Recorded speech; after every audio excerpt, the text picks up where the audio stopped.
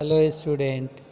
आज के इस वीडियो में हम लोग क्लास 10th के हिंदी व्याकरण में पद परिचय के आगे के भाग यानी क्रियापद के परिचय को पढ़ेंगे, जिसमें क्रियापद के परिचय को जानने से पहले हम लोग क्रियापद के बारे में जान लें। क्रिया क्या है?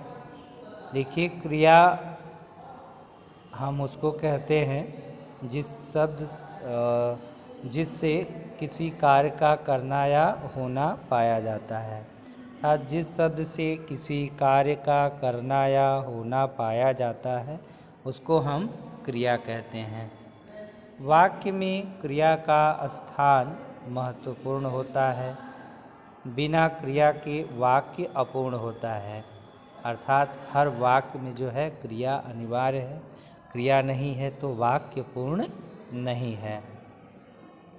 क्रियापद से ही यह बोध होता है कि कर्ता क्या कर रहा है, कर्ता की क्या स्थिति है या क्या घटना हो रही है। अतः कहा जा सकता है कि जिन शब्दों से किसी कार्य के किए जाने या होने का, किसी घटना या प्रक्रिया के घटित होने का या किसी व्यक्ति अथवा वस्तु की स्थिति या अवस्था का बोध होता है, उन्हें क्रिया कहते हैं। कि धातु क्या है?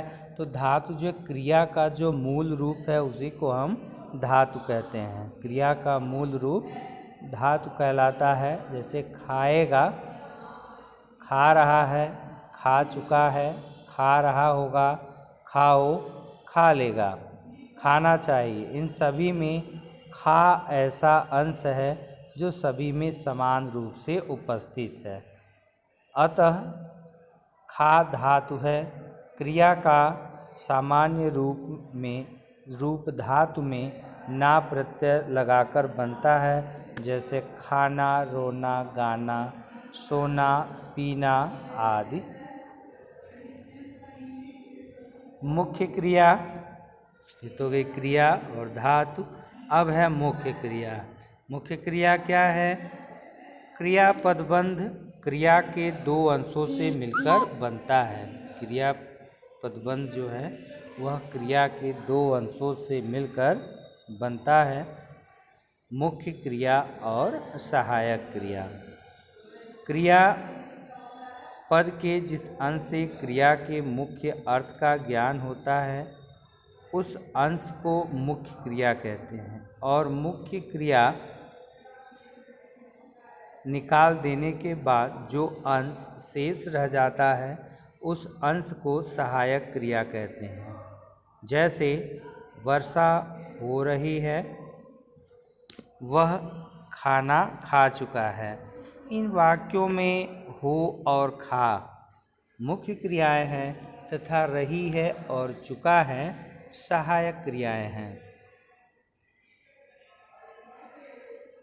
अब देखें मूल क्रियाएं क्या हैं? जो क्रियाएं मूल धातु से बनती हैं उन्हें मूल क्रिया कहते हैं। जैसे खाना, हंसना, लिखना आदि।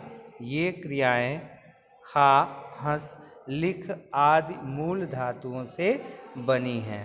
अब देखिए क्रिया के भेद, यानी क्रिया के प्रकार।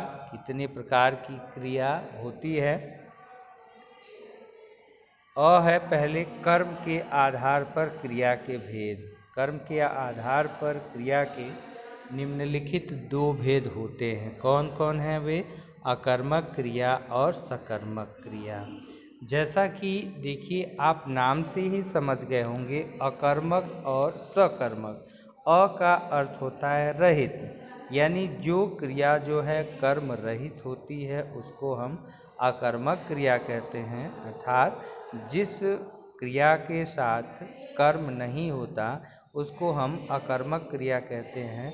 और सकर्मक, स का अर्थ होता है साथ, के साथ, यानी जिस क्रिया के साथ कर्म होता है उसको हम सकर्मक क्रिया कहते हैं। अब पहले देखें अकर्मक क्रिया। वाक्य में जो क्रिया कर्म की अपेक्षा नहीं रखती, अर्थात जिस क्रिया का फल कर्ता पर पड़े, यानी कर्म पर न पड़ करके कर्ता पर पड़े, वह अकर्मक क्रिया कहलाती है। जैसे आना, जाना, दौड़ना, भागना, हंसना, रोना, उठना, बैठना, लेटना, डूबना आदि। नेक्स्ट है आपका दूसरा, इसमें सकर्मक क्रिया, यानी यह कर्म के साथ यह क्रिया होगी। वाक्य में जो क्रिया कर्म की अपेक्षा रखती है अथवा उसके रहने की संभावना रहती है, वह सकर्मक क्रिया कहलाती है। जैसे पढ़ना, देना, लेना, खाना, पीना, लिखना आदि। किसी क्रिया का अकर्मक या सकर्मक होना उसका मौलिक गुण है। यह आवश्यक नहीं है कि वाक्य में कर्म का होना जरूरी है या सकर्मक और कर्म का प्रयोग के कारण ऐसा होता है। सदा अकर्मक ही रहती है और सकर्मक क्रिया सदा सकर्मक ही।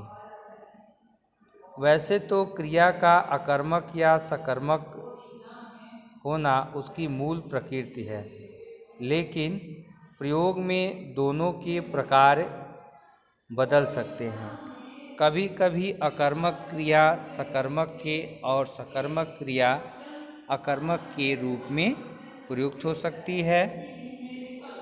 जैसे विनोद किताब पढ़ता है, यह सकर्मक है। विनोद इस स्कूल में पढ़ता है, यह जो है अकर्मक क्रिया होगी। बच्चे क्रिकेट खेलते हैं, सकर्मक क्रिया है।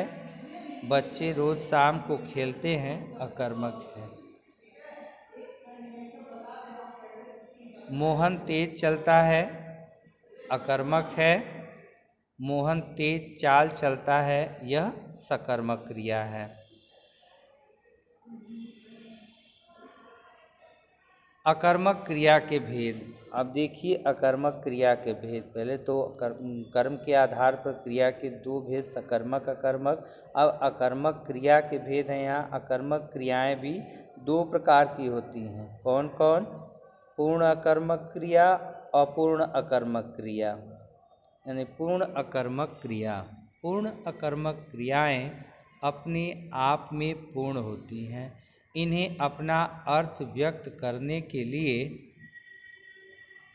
किसी पूरक की आवश्यकता नहीं होती। जैसे हंसना, रोना, आना, जाना, होना, दौड़ना आदि। इनके उदाहरण इस प्रकार हैं। बच्चे हंस रहे हैं, सुमन क्यों रो रही हो, पक्षी आकाश में उड़ते हैं। दूसरा है अपूर्ण अकर्मक क्रियाएं, यानी अपूर्ण अकर्मक क्रियाएं वाक्य में अपने अर्थ को व्यक्त नहीं कर पाती। इसके लिए उन्हें कर्ता से संबंध रखने वाले किसी पूरक संज्ञा या विशेषण की आवश्यकता पड़ती है। जैसे होना, रहना, निकलना, दिखना, बनना, ठहरना आदि। इनके उदाहरण इस प्रकार हैं।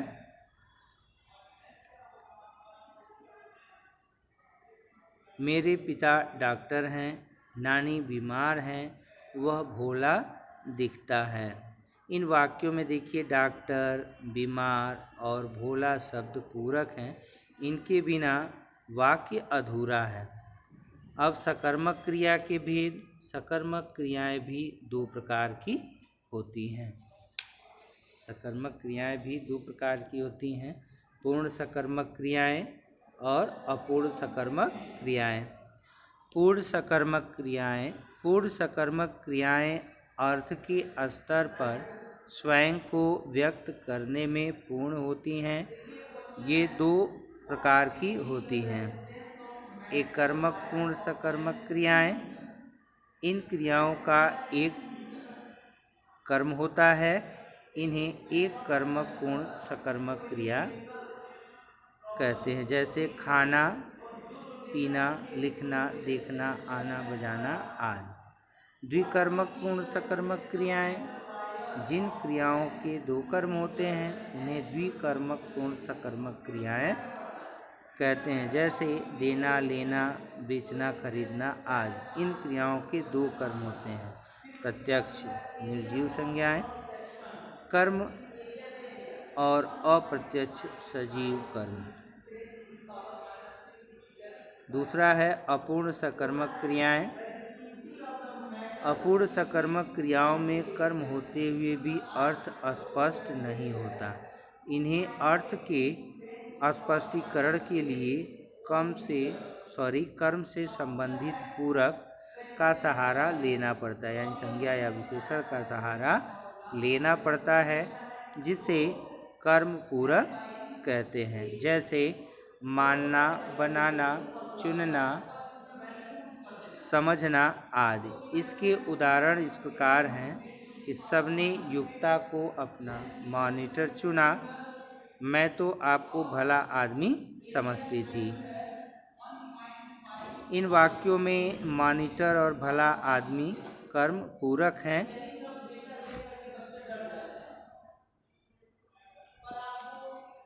अगला देखिए, रचना के आधार पर क्रिया के भेद। रचना के आधार पर क्रिया के निम्नलिखित मुख्य भेद होते हैं। समस्त क्रिया या सामासिक क्रिया,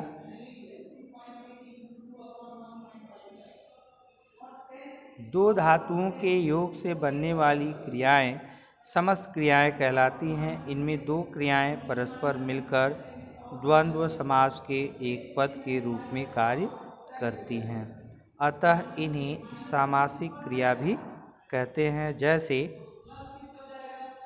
चलना, फिरना, हंसना, बोलना आदि। इनमें दोनों ही क्रियाओं का अर्थ बना रहता है। समस्त क्रिया के उदाहरण इस प्रकार हैं।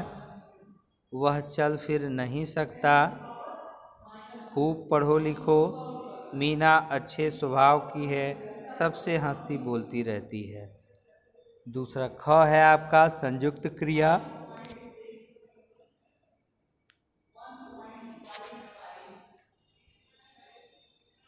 संयुक्त क्रिया कारक संयुक्त क्रिया भी दो क्रियाओं के योग से बनती है, परंतु समस्त क्रिया के विपरीत यहाँ क्रिया का मुख्य अर्थ केवल पहली क्रिया के द्वारा ही बताया जाता है। दूसरी क्रिया अपने अर्थ का पूर्णतः त्याग करके पहली क्रिया के अर्थ में विशिष्टता लाने या रंग भरने का काम करती है। अर्थ में रंजन यानी रंग भरने के कारण ही दूसरी क्रिया को रंजक क्रिया कहते हैं। रंजक क्रियाओं के कारण ही एक मूल क्रिया से बनी संयुक्त क्रियाओं के अर्थ में अंतर या विशिष्टता आ जाती है। जैसे मोहन ने सोहन को मारा, सकर्मक मोहन सोहन को मार गया। मोहन सोहन को मार गया, ये क्रिया पूर्णता का भाव है। मोहन सोहन को मार आया, अनायासता का भाव है कि अनायास ही वह मार आया। मोहन ने सोहन को मार डाला, बलात् भाव है। और मोहन सोहन को मार बैठा, आकस्मिकता या गलती का भाव है। मोहन ने सोहन को मार दिया, यह विवशता का भाव है। रंजक क्रियाएं सामान्यतः 8 हैं। कितनी हैं रंजक क्रियाएं? वह 8 हैं। इसमें आना, जाना, उठना, बैठना, लेना, देना, पढ़ना व डालना कुछ अन्य रंजक क्रियाएं हैं। पहुँचना, मारना, बसना, निकलना आदि। प्रेरणार्थक क्रिया, देखिए ये प्रेरणार्थक क्रिया, इसमें कर्ता स्वयं कार्य को न करके किसी अन्य के द्वारा उस कार्य को संपन्न करवाता है, उसे हम प्रेरणार्थक क्रिया कहते हैं। जिन क्रियाओं को कर्ता स्वयं न करके किसी दूसरे को उन्हें करने के लिए प्रेरित करता है, उन्हें प्रेरणार्थक क्रिया कहते हैं। जैसे माँ नौकरानी से घर की सफाई करवाती है। इस वाक्यों में माँ नौकरानी को सफाई करने के लिए प्रेरित कर रही है। नौकरानी सफाई करेगी तो स्वयं ही ऐसी क्रिया के दो कर्ता होते हैं। क प्रेरक कर्ता यानी प्रेरणा देने वाला कर्ता, ख है प्रेरित कर्ता अर्थात प्रेरणा लेने वाला कर्ता। प्रेरित वो होता है जो कार्य को करता है और प्रेरक वो होता है जो प्रेरित को प्रेरणा देता है। उपर्युक्त वाक्य में माँ प्रेरक करता है और नौकरानी प्रेरित करता तथा सफाई करवाती है प्रेरणार्थक क्रिया। प्रेरणार्थक क्रिया के भी दो भेद हैं। इसमें प्रथम प्रेरणार्थक क्रिया और दूसरा आपका जो होता है वह द्वितीय प्रेरणार्थक क्रिया। अब प्रथम प्रेरणार्थक क्रिया क्या है? प्रथम प्रेरणार्थक क्रिया मूल अकर्मक या सकर्मक क्रियाओं में आ लगाकर बनाई जाती है, जैसे उड़ना उड़ाना, पढ़ना पढ़ाना, हंसना हंसाना आदि। द्वितीय प्रेरणार्थक क्रिया, द्वितीय प्रेरणार्थक क्रिया कर्मक या सकर्मक क्रिया में वा जोड़ने से बनती है।